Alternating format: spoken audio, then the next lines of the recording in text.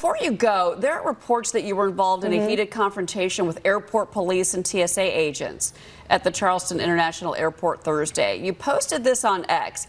TSA wouldn't let me through. So what happened? Well, one of the rumors last week was that I was blocked by TSA, which was not, in fact, true. Yes, I did have an interaction on Thursday.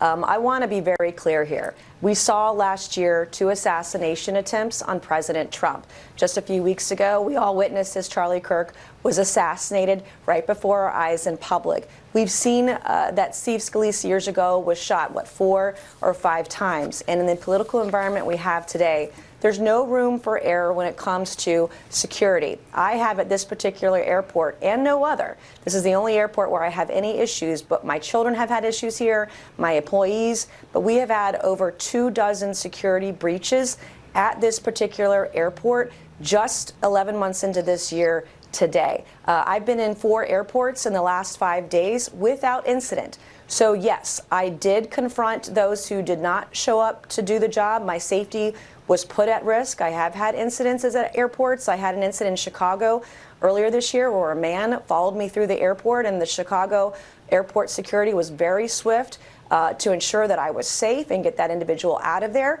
I had other incidences where someone tried to physically have an altercation with me at one of the DC airports.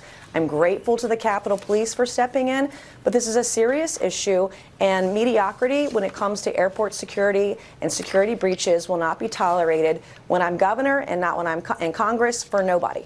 But so why wouldn't they let you through? That's the part that I'm not quite understanding here. What was their reason? They did let me through. I was let through. Okay, yeah, I was let through. Right. But there's a federal process under TSA rules that require federal officials to have law enforcement personally escort us through the crew member line. So there's a process. I waited patiently. I asked for assistance from TSA. They were very helpful. And so we did it eventually. But you know what the Charleston Airport did was also release details about the vehicle that I was dropped off at, putting my safety at risk on Thursday. They released details on where I get dropped off at the airport by releasing video.